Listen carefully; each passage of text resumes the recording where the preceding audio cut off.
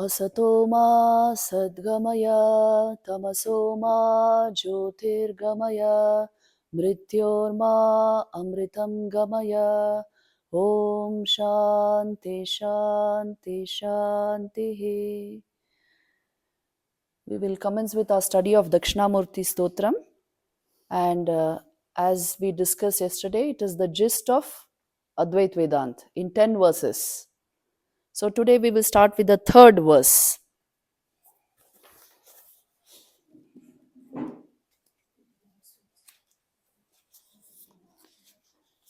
Please go to the third stanza. Yasyaiva Sfuranam, that one.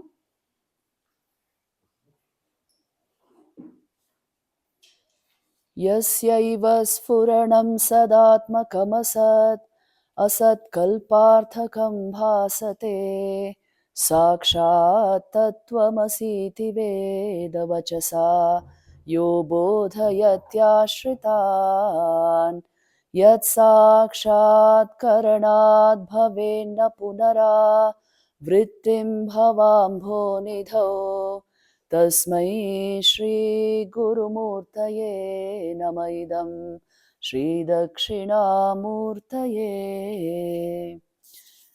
So here it is being said that he whose manifestations, which are themselves nothing but the reality, appear as the objects of the world.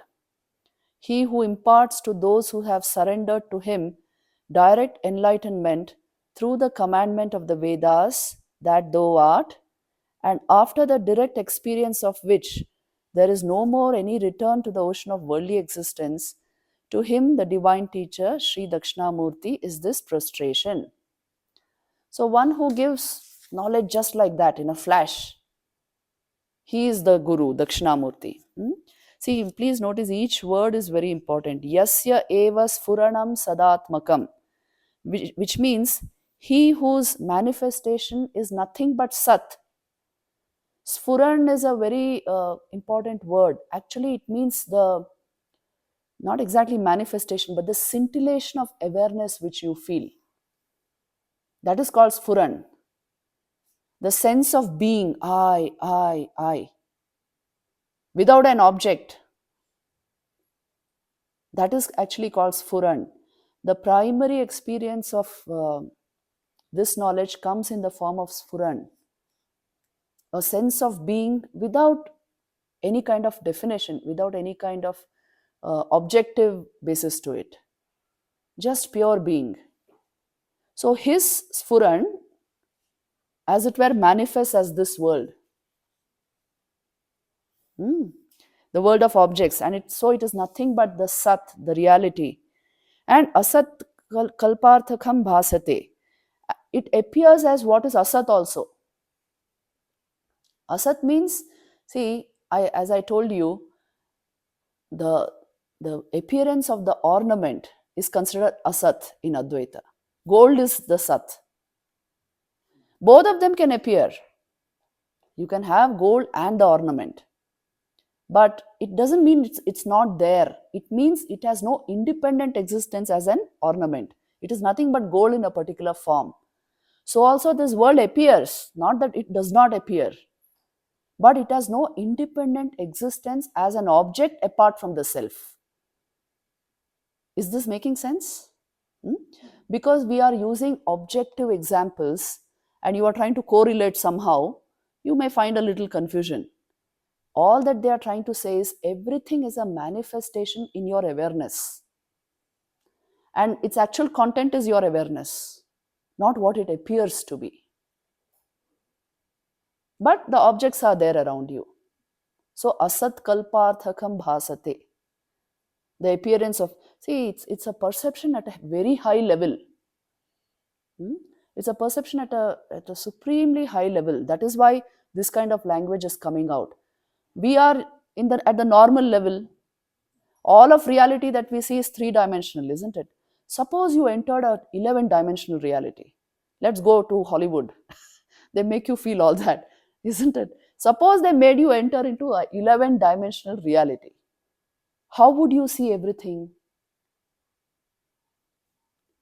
It's something like that, a kind of extra-dimensional vision which is trying to tell you that there is a unitary substratum behind all this manifestation.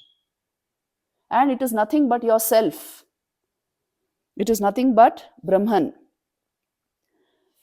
So, Sakshat Tattvamasiti Vedavachasa Yo Bodhayatyashritan.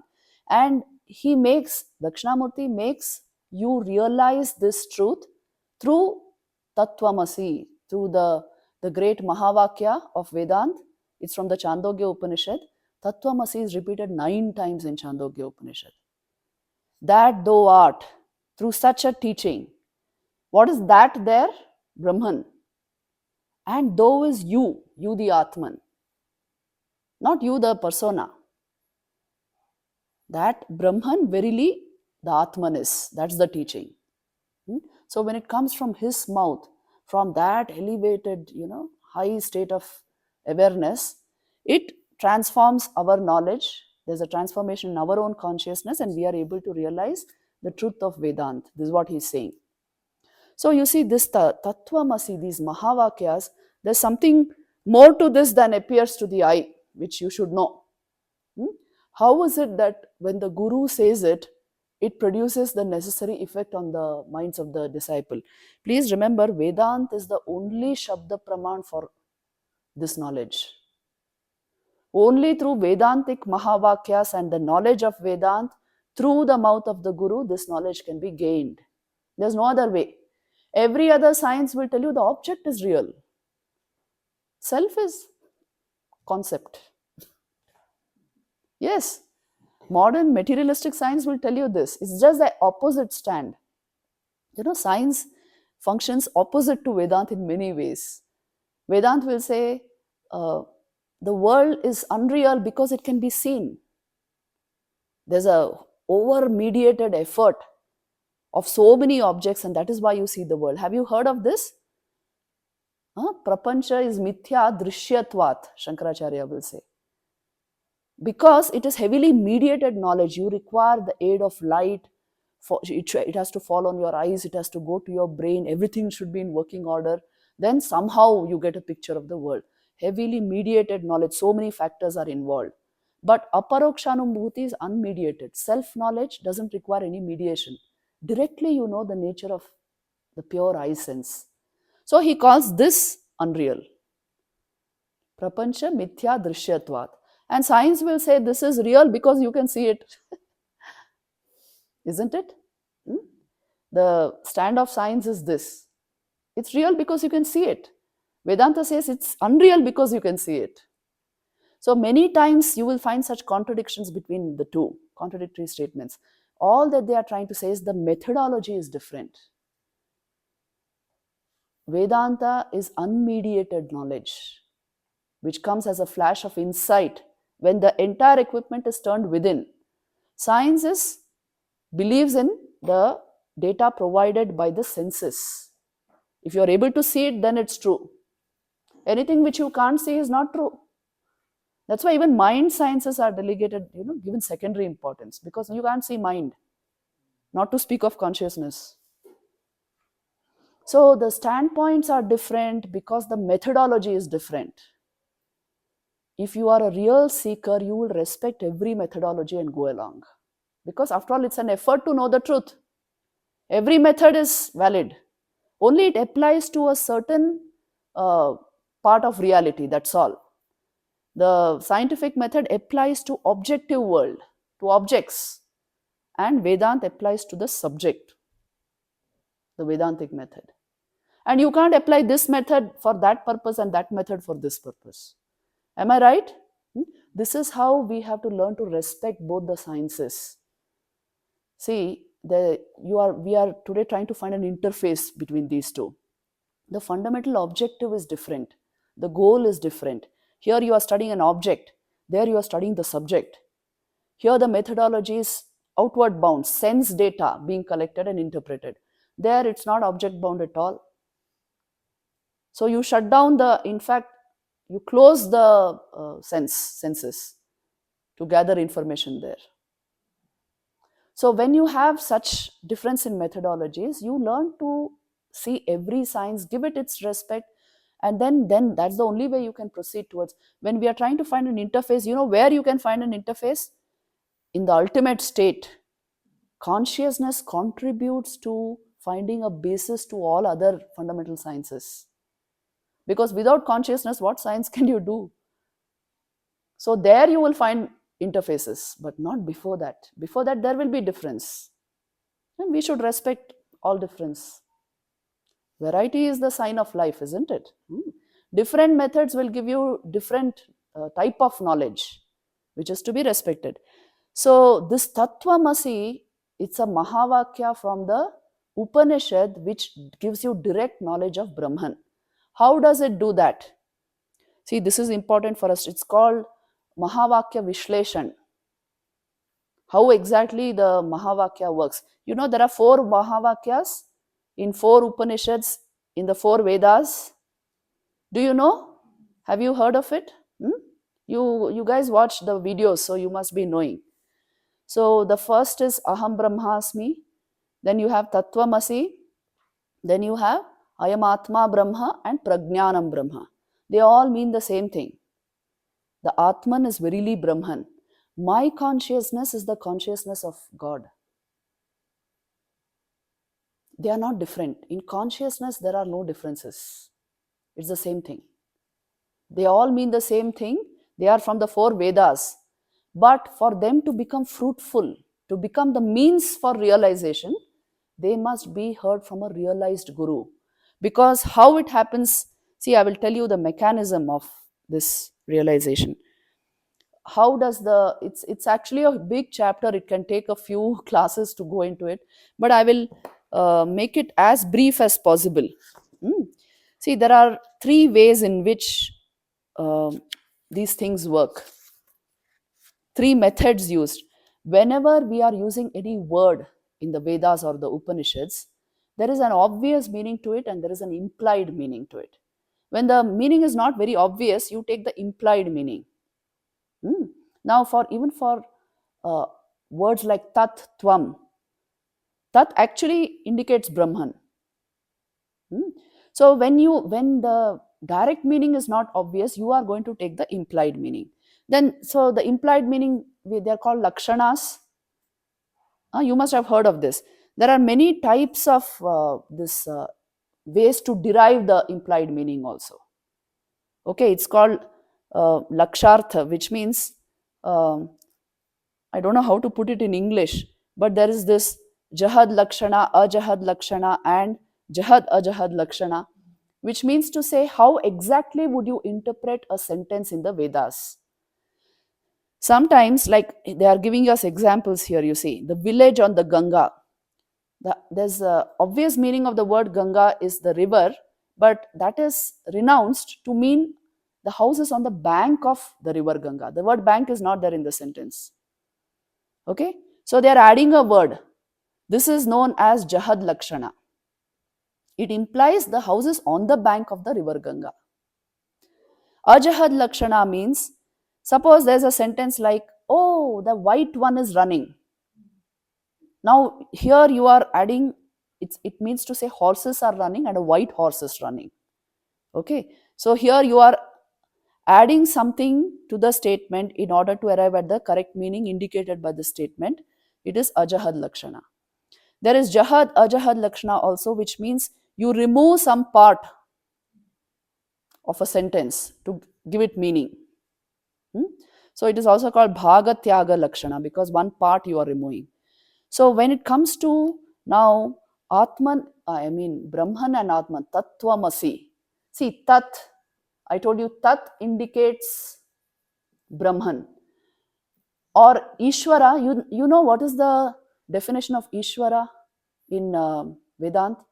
Ishvara is the infinite consciousness, samashti consciousness conditioned by Maya. But Maya is under him. He can overcome it at any point of time. That is the definition of Ishvara. Okay? He is the master of Maya. He is not under Maya. And the Tvam indicates the Jivatman. You can say J, who is, poor thing, he is under Maya. He is not above Maya. So now they are telling you this I am, if you remove m on both sides, you will come to I is equal to j. This is Tattvamasi. The limitations, the adjunct, Maya is nothing but an adjunct. The Ishvara is above Maya, Jiva is with Maya. But if you remove Maya on both sides, Ishvara, the real nature of Ishvara is not different from the real nature of the Jiva. Both are consciousness. Only because he is under Maya, he functions as a very limited being. And Ishvara is above Maya. So he can manifest full consciousness. But the content is the same. So Tattvamasi, I is equal to J, ideally. So you see, this kind of a Vishleshan, or what you can say is a kind of the Mahavakya is actually described and made clear to the mind of the disciple. But how it is done is, the Guru has the capacity to, when he says Tat, not the idea of Tat comes into the mind, but the experience of Tat comes. And then you realize, Tvam, I am not different from that. I told you the power of the Guru lies not in giving concepts, but in removing the mind that creates concepts, shutting down that mind, so that reality reigns in itself. You know, in a state of heightened awareness, if you shut down mind, awareness will come out in full bloom. The Guru has the capacity to put down that mind. Of course, the disciple also should be of that type. Ascharyo vakta kushalosya labdha, they say, which means he must have that level of that potential to unfold the highest awareness. And then the Guru does it through the Mahavakya.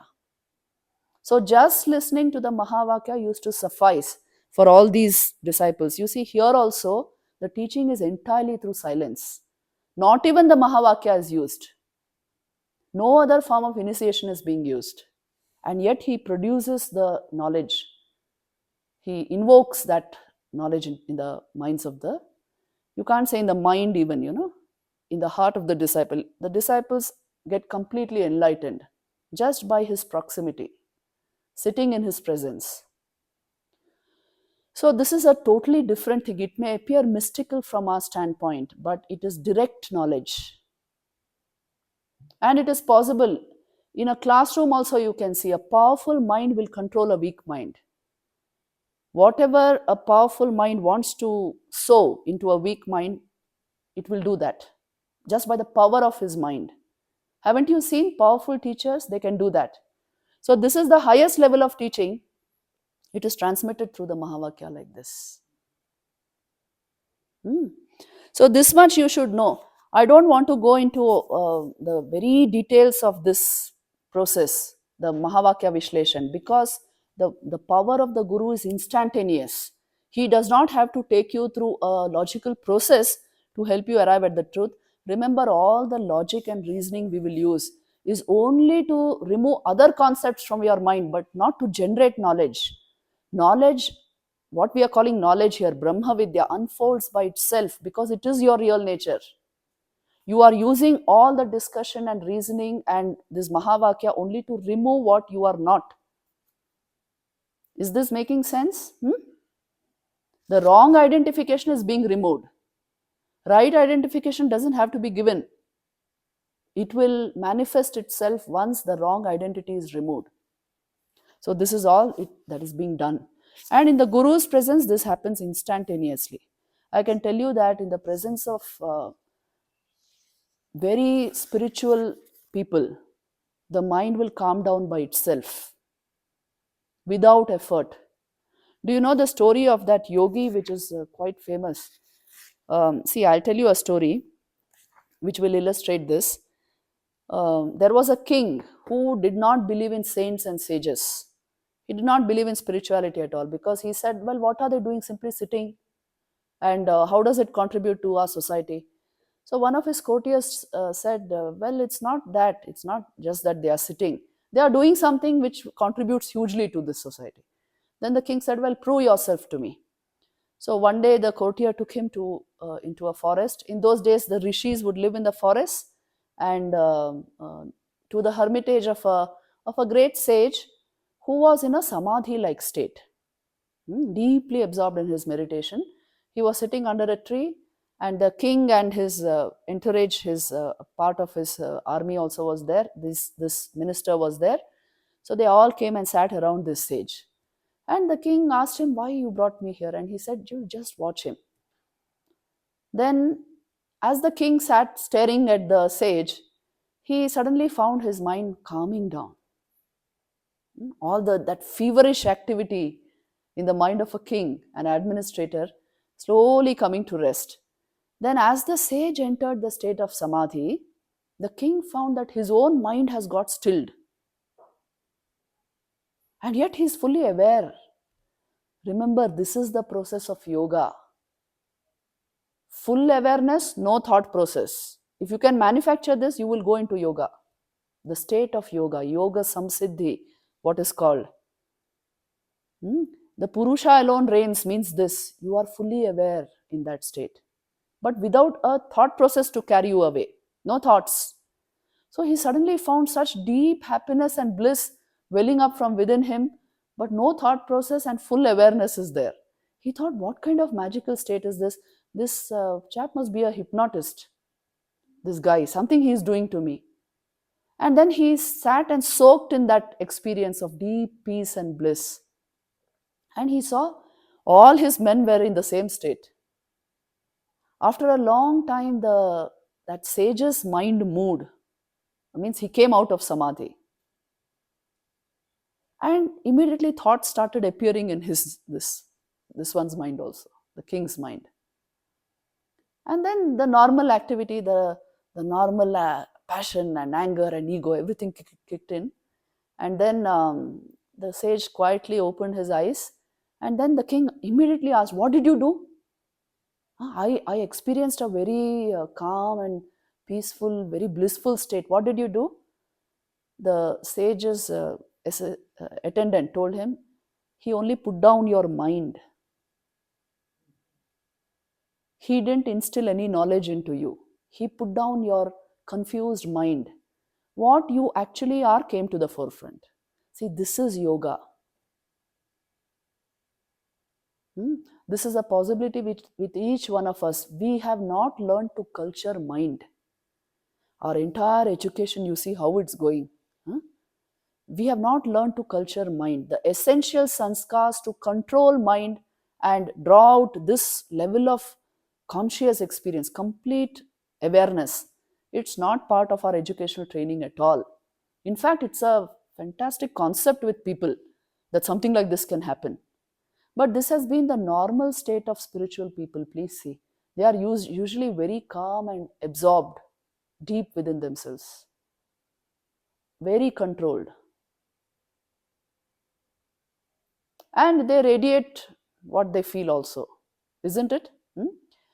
The Buddha, when he walked around for a radius of 2 miles, you could feel the peace. Sri Ramakrishna's samadhi would induce bhav into other people around him. Raman Maharshi could silence anybody's mind in his presence. He would say, "Give me the mind and I will strike it down." So please understand, this is a possibility with each one of us, only we have not invested in it at all. So it appears fantastic. But this is your natural state. That's why, we don't like just being with our minds. Isn't it? You like it? You wouldn't be here if you were. The point is this: a mind which does not rest in the self cannot give you peace. It's constantly jumping from this to this to this. So we want to try better and better things. So find the way. The key is right in our heart. Find the way to bring the mind to rest. It will only happen through yoga. Yoga goes by many names today, okay? Mindfulness, vipassana, this kind of meditation, that, all sorts, all versions of yoga only. But the fundamental practice is this: either you concentrate on your breath to stop your thought, or you concentrate on emptying your mind of thought. through some concentration on something else, something even objective. But the idea is this thought process should recede, awareness should come to the forefront. Then all knowledge will follow. All knowledge will follow. Don't think yoga and Vedanta have different purposes. I don't believe that, because I have seen that through my own practices. I even found the word yoga in the Upanishads. When they are talking of, I'm not talking of the other things about yoga, all those occult powers, and I'm not talking of that at all. I'm talking of mainstream meditation practice. What it will do for you is automatically it will bring awareness to the forefront. Then nobody has to tell you Tattvamasi. Because you got introduced to the Tvam, you will understand it is Tat. So the practice of meditation will bring you knowledge automatically. But it should be done in the right way. Meditation heightens awareness. See, I'm giving you clues. Meditation should not put you to sleep. Meditation should heighten awareness. Meditation should rivet attention. Your attention is more important than your memory. Memory, now these sticks are there to store all the memory you want. And your search engines are there to get you whatever information you want. But your attention is the only thing that requires training. We are only training memory. Please see, through education. How much you know by heart, that skilled you are. This really has no value. In another 20 years' time, in a big way, this will have no value. When all your artificial intelligence gets better than you, automatically we will drop this concept that memory contributes to intelligence. Because they will be far more powerful than what we can do. So you see, this is how self-knowledge is got. And this is how Dakshinamurti revealed that knowledge. And as a result,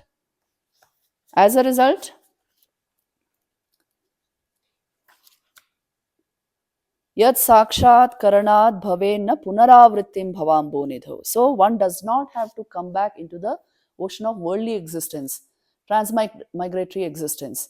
See, this concept also should be clearly understood to understand the idea of mukti. People don't have any idea of mukti, although we may be aiming at it in some way. The concept of mukti is full existence, not partial existence. Just now, aren't we living very partially? See, if you're only half conscious, you're only half alive. This is partial life. Mukti means full consciousness, so full life. So that's why then they don't have to come back to this kind of partial living. This is what he means to say. So one who gives this knowledge in this manner, to that Dakshinamurti, I pay my obeisance. This is what the third stanza means to say. These are all very deep ideas to be understood through sadhana, most of all. Not just charcha. So take it up like see, when you run these things in the morning, I told you, in the last class, if you constantly hear these ideas, they will impact your mind in a very deep way. So don't make it just a weekend hearing of a video. Play these things into your homes. Bring it into your home so that the vibration there changes. Naturally, you will imbibe this, the spirit of this, because the words are being uttered constantly. Do you do it in your homes? Morning Nirvana Ashtakam, Dakshinamurti Stotram, all this you should play while you are cooking breakfast. Let your children hear it. You will see the magic. So let's go to fourth verse. Nana chidra ghatodara sthitamaha deepa prabhabhaswaram jnanam yasya tu chakshuradi dvara bahispandate janamiti tameva bhantam anubhati etat samastam jagat tasmai shri gurumurtaye namaidam Shri Dakṣiṇāmūrtaye. This is a very nice verse. It means to say, he whose intelligence flashes outside through the eyes and other sense organs, just like the bright light of a great lamp placed in a pot having many holes, and after whose shining this whole universe of objects shines. To him, the divine teacher, Sri Dakshinamurti, is this prostration. See, Nana Chidra Ghatodara Sthita Maha Deepa Prabha Bhaswaram. If in a big pot, see, those days pots only were there, isn't it? Today, Diwali, you light so many kinds of things. But in those days, see, if there's a big pot with 1,000 holes, many holes, how the, and you place a huge light inside, okay, a bright lamp, the light will stream out of those holes. Dakshinamurti is like that. The light of consciousness streams out through his senses. His intelligence sparkles with that light. The Guru is like that. This is what he's saying. And such is that light. See, tameva bhantam janami tameva bhantam anubhati etat samastam jagat. It is a light which illumines. It's not like the physical light, which illumines only objects. It renders existence to objects because it is the light of awareness. Everything shines in his light. In the Upanishads, this is there. Even in Dakshinamurti Stotram it is. Tameva bhantam anubhati sarvam tasya bhasa sarvam idam vibhati. Which means it is through his light that everything shines. He renders existence, consciousness. Here light means this. Okay, it's not this light. It is the light of awareness, existence. He renders things existent, conscious and blissful. Now, how to understand this? Whatever consciousness you see in the form of life around you, it is his light. He shining, that consciousness is manifesting like that through that body. What about inanimate objects? They don't show sign of life, but they are. Existence is there. See, table is, chair is, window is, right? So, what we are calling inanimate, it shows the sat aspect, doesn't show the chit aspect. It's a question of manifestation. Chit has not manifested, consciousness has not manifested there, but existence is there. In the human being, Sat, Chit and Anand can be there. Isn't it? Consciousness is there, existence is there, and happiness also is there. A human being can reach the highest ecstatic states of yoga. So you see, it all depends on the equipment. Brahman is there everywhere. It is in awareness that objects shine. But how much of that awareness they will manifest will depend on the nature of that equipment. What you're calling life and non-life is only nothing but the manifestation of Brahman, consciousness. Somewhere he manifests as consciousness, somewhere he will manifest as just existence, somewhere he will manifest as all three. Sri Ramakrishna used to put this so simply, He used to say, Chaitanya ke chinta kore ki keu achaitanya hoy. He would say this, you remember? Thinking of consciousness, can anybody become unconscious? When you think of God, you will awaken yourself all the more. If you think of matter, you will reduce yourself to matter. Obviously. See, the nature of the mind can be totally transformed and changed depending upon what it is focused on. That is why your traditional religions always told you, think of God, think of good things. Why they told us all this? They didn't allow us to have any fun. Why? Because what you think of, you will become.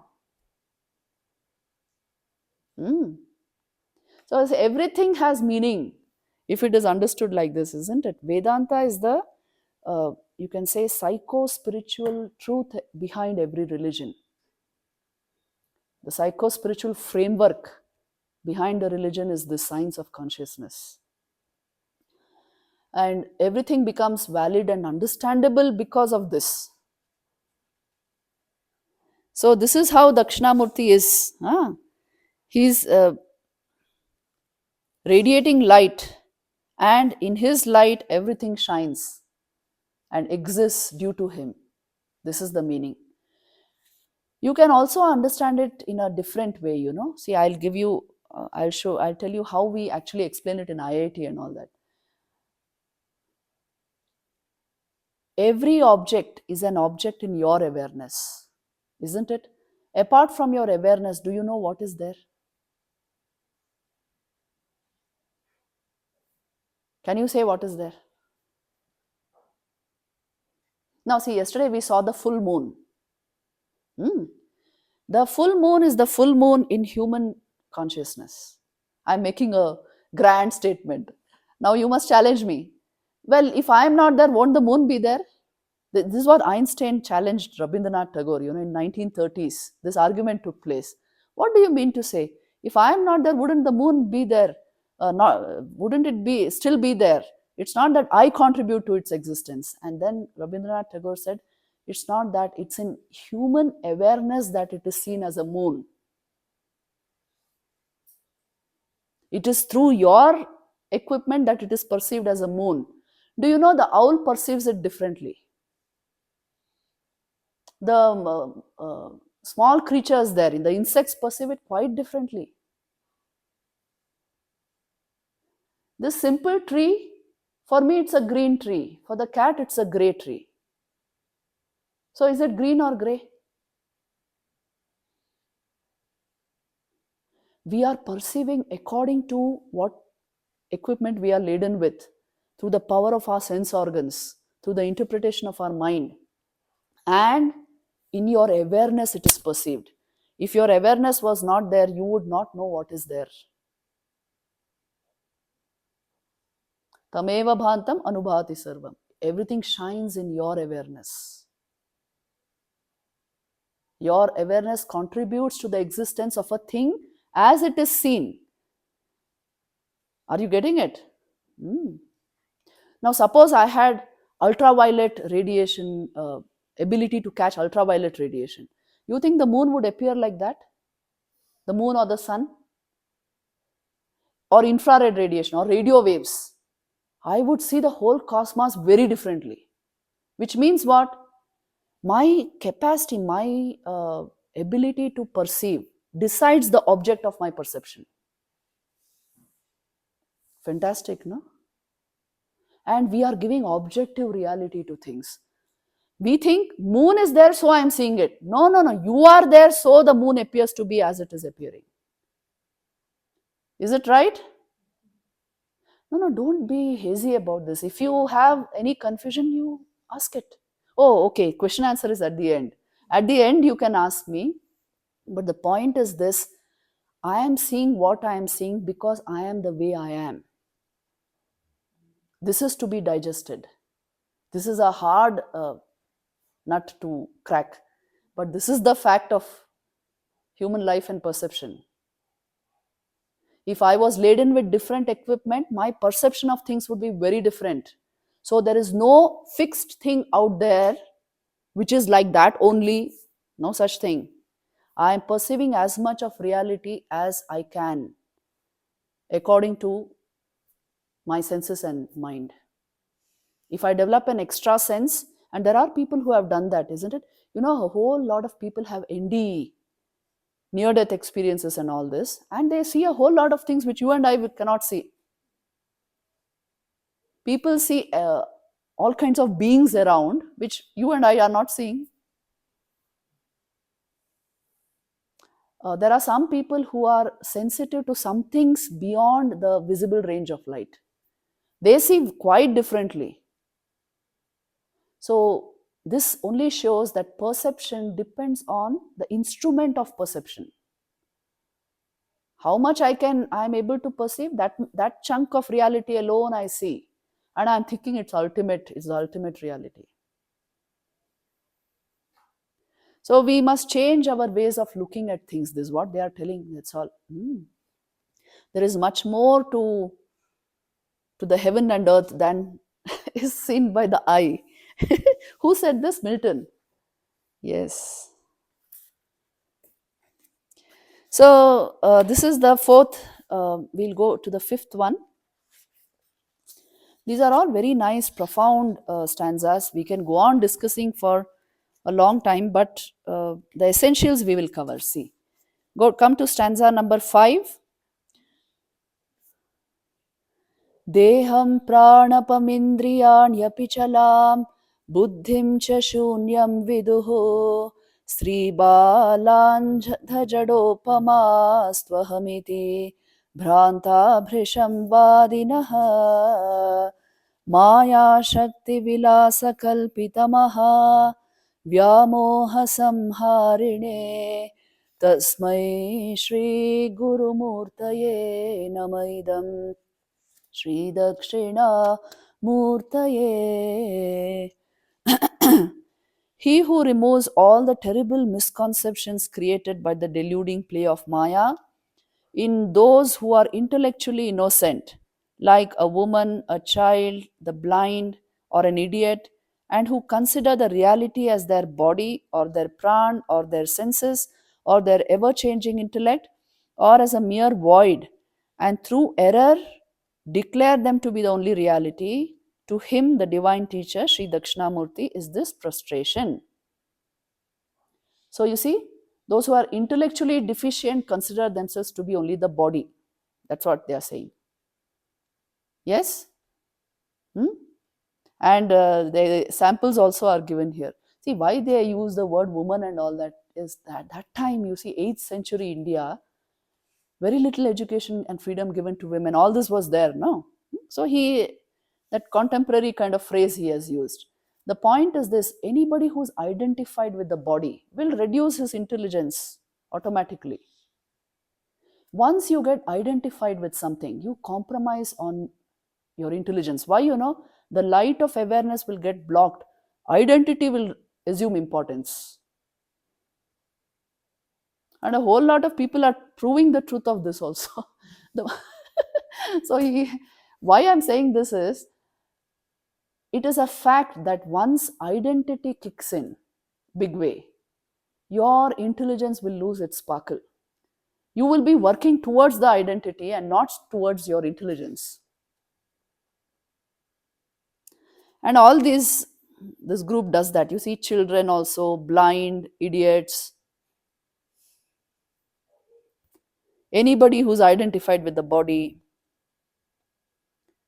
all this. So Dakshinamurti removes the misconceptions of the error, the basic adhyas. See, I told you the fundamental problem is I don't know who I am. And to add to the trouble, I know myself wrongly. This is the main problem. It is happening due to adhyas. Adhyas is the mechanism of Maya. How does it work? It works through identity. It gives you strong feeling that I am the body, I am the mind. And that much only. So once identity is fixed, your intelligence will work only towards, maintaining anything that is built up needs defense. Your intelligence will only work towards defending that identity and preserving it and increasing it, working towards its maintenance. You will not explore the real I. That's why intelligence gets compromised. So this is what he's saying. So Dakshinamurti is able to remove these terrible misconceptions caused by the deluding power of Maya. And more dangerous are the people who are identified only with their intellect. This is also another terrible thing. Can't get out of my thought world. So he is able to remove all these misconceptions through the power of knowledge. To that Dakshinamurti, I offer my prostrations.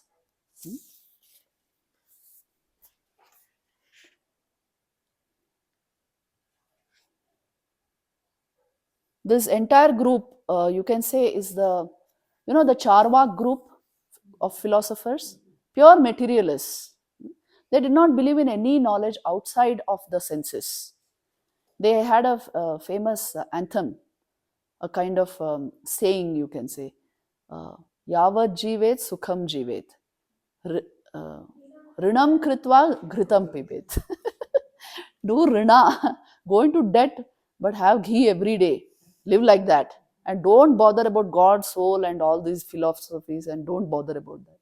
So the pure materialists, and a whole lot of people subscribe to Charvak, even today. Hmm. Don't think too much beyond all this, because then too much effort will be required in your life. So it's a way of putting people to sleep. Live in the senses, the sensate life. So this group includes all this, these kind of people. And if you see around you, there are plenty like that, isn't it? Huh? You come to retreat, they'll say, "Arey, Ray, don't do all that. What are you doing?"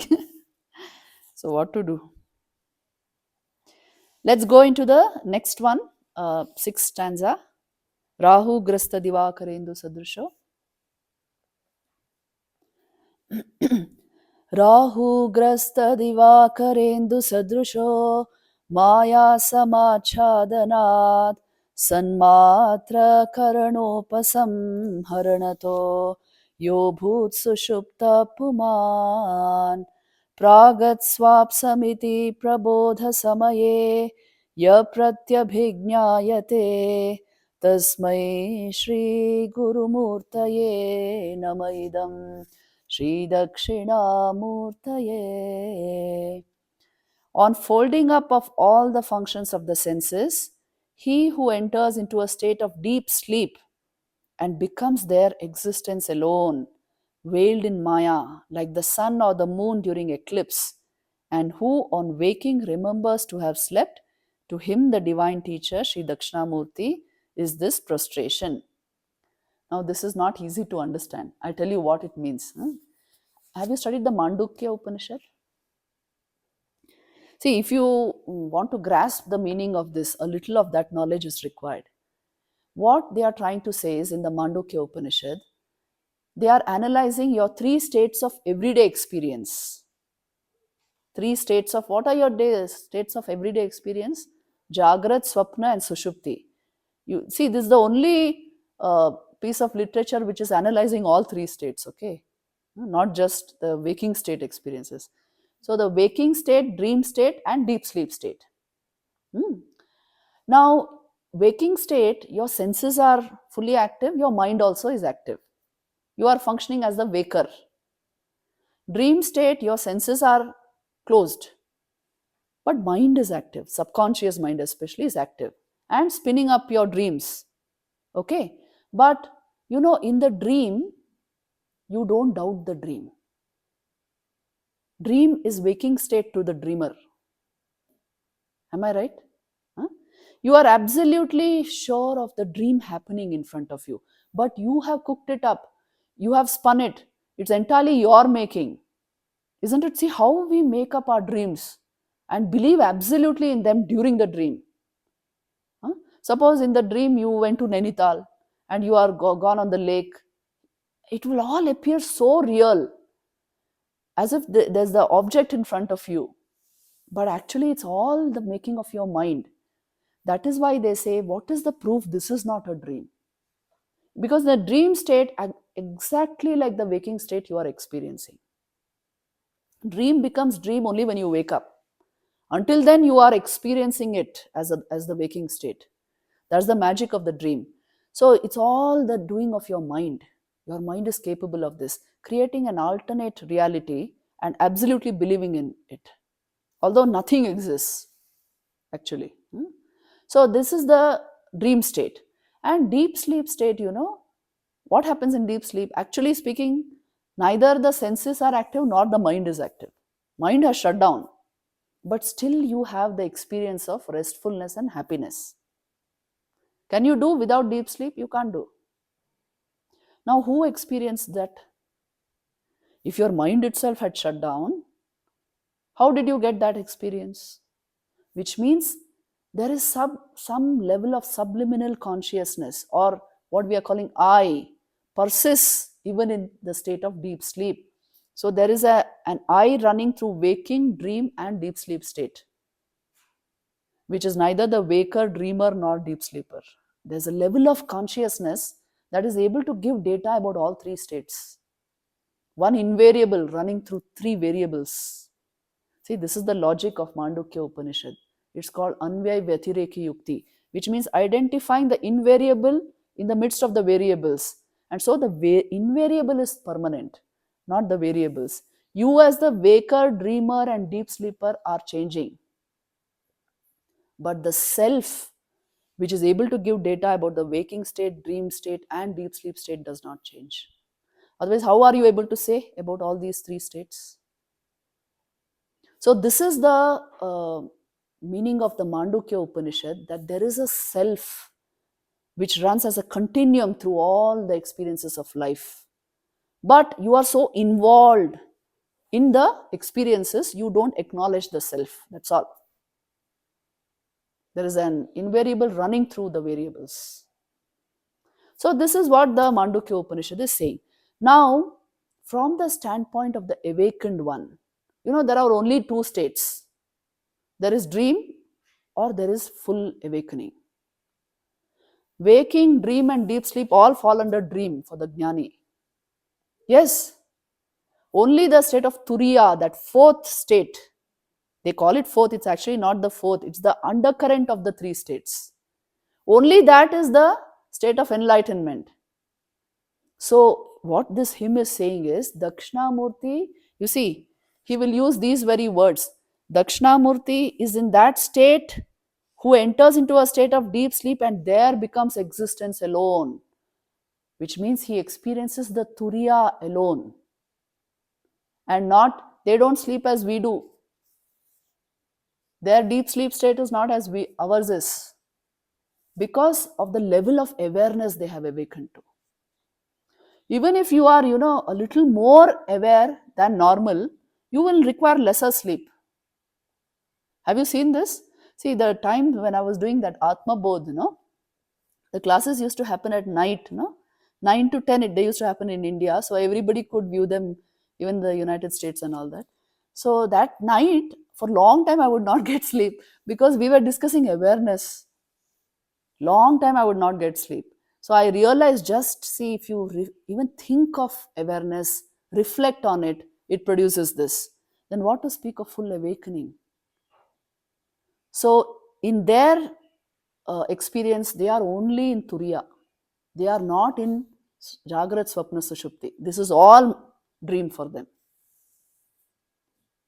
And Dakshinamurti is in that state. They are showing his state of existence, the state of God consciousness.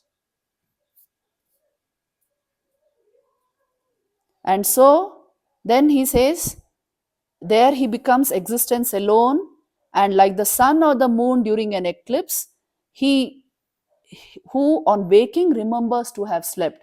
So you see, even their waking is a bhan, Yes, when they never slept, how will they wake up? So there he only remember, when he wakes up also, he will only remember that state, which means he is not removed from the Turiya state. He is perpetually in that. When that level of awareness is there, it is full manifestation of life and power. Isn't it? So that is what God, the state of God consciousness. So to him, the divine teacher, one who is such, I bow down in obeisance. This is Dakshinamurti. They are even studying the psychology of God. Yes, what are his states like? See, that is being described. In Vedanta, it is very beautiful. You see, in our iconography, there are all these statues made, you see, where Vishnu is sleeping on Adi Shesha, and he's as it were resting. You will find it in so many South Indian temples, isn't it? Ananta Padmanabha Swami. And from his navel arises a lotus in which is sitting in Brahma. Brahma is sitting there. So he is the source of creation. And what is his sleep? It is this. Please know that. He is not a couch potato. Don't think it is the normal sleep. The entire iconography is showing because he is in the state of the supreme Turiya, creation is possible from him. Maintenance of that creation is possible, and final dissolution is possible. Can an unconscious being do this? So they are studying the state of God consciousness through all these means. Hmm. Whenever we see a saint or sage, you will see level of awareness and so focus of mind will be very intense. Somewhere they are riveted, and that's why they stay absorbed. Absorption, I told you, is a sure sign of real yoga. Hmm? The state of absorption is the state of liberation, freedom, and bliss. The more restless the mind, it will keep jumping here and there, no in-depth knowledge of anything. Yoga is fundamental to all development, please understand. And you will uncover the highest automatically through this. Vedanta is the knowledge born out of yoga samsiddhi. Nahi jnanena sadrisham pavitram iha vidyate. Nothing more purifying than this knowledge, but how do you get it? Tat swayam yoga samsiddha kalena atmani vindati. That the one who has realized the heights of yoga, yoga siddhi, he understands this gradually. Bhagavad Gita says. So take up, that's why Vivekananda insisted that the method is yoga. Take up some kind of prakriya, do it fully, combine the yogas, automatically you will come to this knowledge. The knowledge which you cannot come through mere discussion and argumentation, logic, you will come automatically to that through yoga. So this is how the entire hymn goes. We will stop here. Time is up. Do you have any questions on this?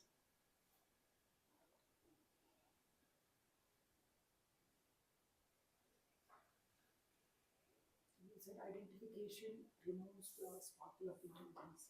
Would that mean a detachment from any identity? Yes. So even an identity if I'm a monk. Yes. That is the most dangerous identity. That I am a sadhu and somebody is not a sadhu. Any identification is a huge trap. Please see.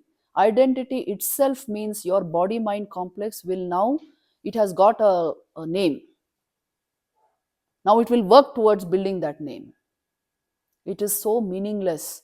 That's why the first thing that people who renounce do is they shake off identity. If you are preserving identity and yet claim to have renounced, it will not work. Thakur used to say this, you remember? What will you get by just renouncing this and that small things? You must renounce the essential, which is attachment to lust and gold and this strong identification with body. Lust itself means strong identification with body. If this identity is shaken up, you'll see how much freedom and energy your mind gets. Yes, that's your real state. This is like living in a, cramped in a small space, in a cage. Living with an identity is being crammed in a small cage like an animal.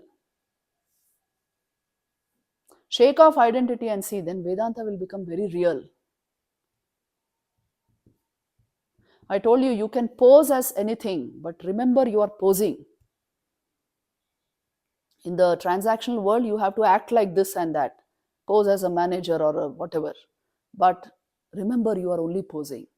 Your real self is completely apart from all this. And if you can stand on that, you can work magically.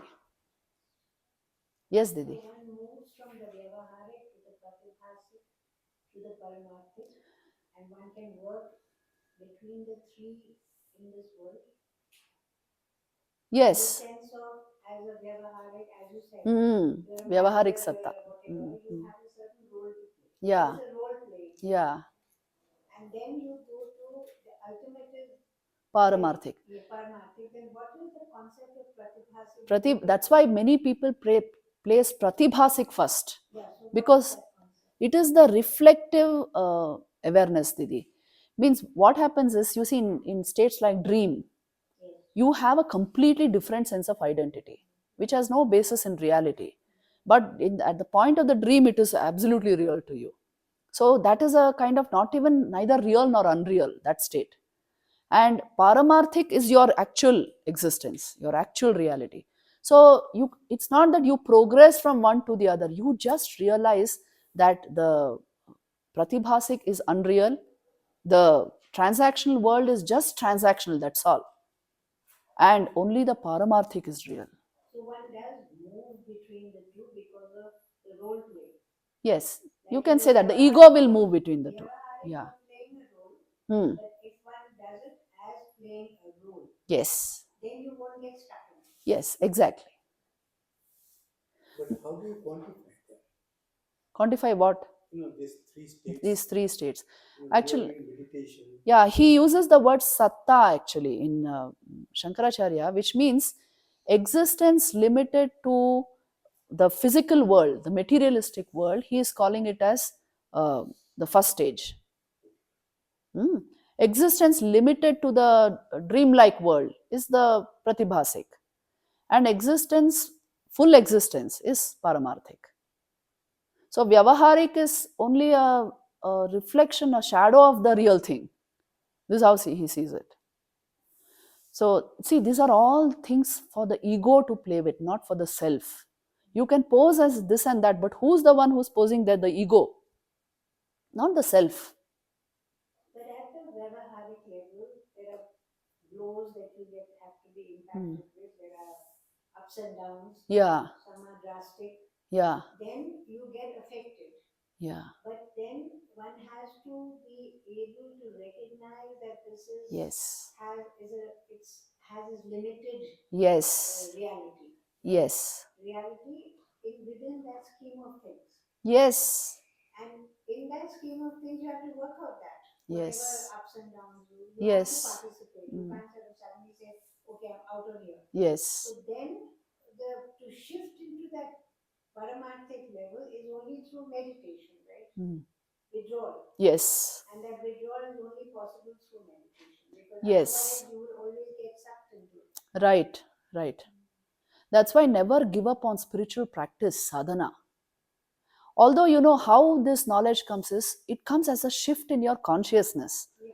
Suddenly you realize, oh, this is what I always was. This I'm playing with. Like I'm just. So that role playing idea comes because you're thinking about Yes, it and working with it. yes, Otherwise it won't yes, come. yes, But once it comes and once you're in it, you do have to take the ups and downs. You do get yes, buffeted. yes. But then again, it's that withdrawal from it that will make you survive. Yeah. Only it won't throw you off your feet. See, any form of deep sorrow also, you are able to stand, sustain. It won't throw you off your feet. Because if your awareness, see, awareness is really that, you can say, that philosopher's stone. If you just touch it, you become gold. Okay? Pure awareness, if you touch it, you have become gold within yourself. Any experience coming into your life, it will, if you touch it, it will also become gold, but it will never adversely affect you. There will be certain amount of sorrow, there will be certain amount of happiness. It will not throw you off balance. It will not totally like demoralize you. It doesn't have that power anymore, because your awareness has become so stable within yourself. See, if you only live as a mind, you will topple over in no time, because the nature of mind is very chanchal. But its foundation lies in awareness, in self knowledge. So a little of this knowledge, swalpamapyasya dharmasya trayate mahato bhayat, it means this. It will save you from a great fear, great dangers, negativities, all this. Yes? So when you say shake off your identity and say Vedanta becomes very real. So for an unripe ego, would that shaking off of identity not lead to a lower self-esteem thing? No, Or no. would that lead to the ripening of the ego because you constituted yourself? See, it is only when the ego is convinced of the need for its growth and the uselessness of trying to bloat itself up, that it will try to overcome. Like you'll try to go into self knowledge. As long as the ego is so immature that it only wants to bloat up there, which means I am this, I am that, I want to become this, I want to do that. If all this is going on, this self knowledge will not come at all. So saying even the thought of wanting to shake off would be for us ripening ego. For a ripe ego only. What is the sign of a mature ego? It is humility, is unself consciousness. By its very nature, it knows its reality lies elsewhere. So there's nothing to, pride, anger, hatred, jealousy, all this will be absent. These are all products of ego.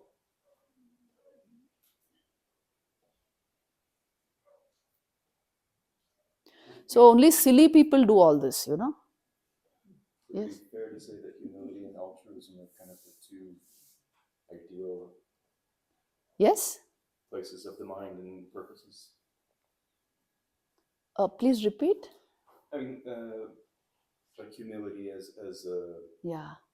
a state of mind, but altruism as an action or a goal of. Yeah, actually, see, humility is a disposition of the mind. It should come in naturally, not that it's practiced. Humility is unself consciousness, which means I am not at all self conscious because I don't give value to the ego. I am so deeply searching for the self that ego means nothing to me. So, when ego means nothing to you, the comments of others will not matter much. The negativity is radiated by others towards you will not matter much, will not throw you off your feet. So that is why, spirituality brings great balance, because it removes you from the false ego. A mature ego will explore its depths, its roots. Immature ego will only try to bloat itself up, isn't it? See, as we grow older in life, we must understand these fundamental things about life. I am not enhanced by the objects in my life. I am not even enhanced by the people in my life. I am enhanced by the level of my awareness. In fact, relationships are meant to enhance that awareness. If they are not doing that, many times they don't do that, then I have to either put them in their place, means not let them, rule over me, or try to move a little away from it. After a certain age, 50, 60, 70, keep a little distance from your family, it doesn't matter. I see so many people, many of our devotees come and say they're so involved with their grandchildren, and there's no need. Everybody is an independent life evolving by itself, isn't it? You give them that independence. You see how happy they will be, and you will also be. Doesn't love and so that interaction make you happier? Oh, that of course should be there. What I'm saying is that ego which absolutely attaches and clutches onto people and can't survive without them, that ego has to be tackled. I mean that. Dependency. Yeah. So somebody says, I can't live without you. Something wrong with that person, isn't it? Huh? Think and see. How can you trust a person who says, I can't live without you?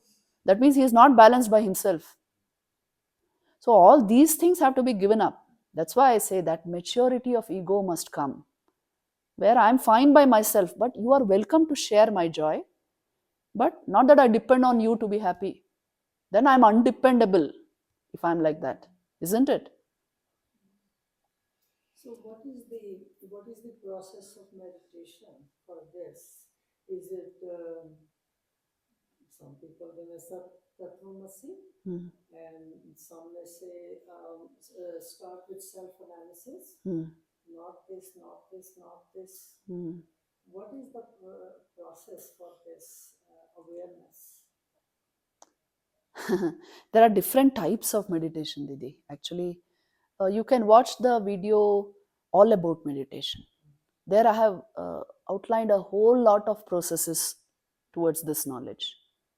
A whole lot of processes, which some are yogic, some are Vedantic, Yog Vedantic, then Buddhistic. So many processes are there. Even in the Christian tradition, there are such beautiful practices to bring about this kind of a breakthrough into the depths of my own being. So every religion has developed its practices. We must take up what suits us best, isn't it? What has instant appeal? That's your path. So please go through that video. All about meditation. We'll end it here. Time is up. Om Shanti Shanti Shanti.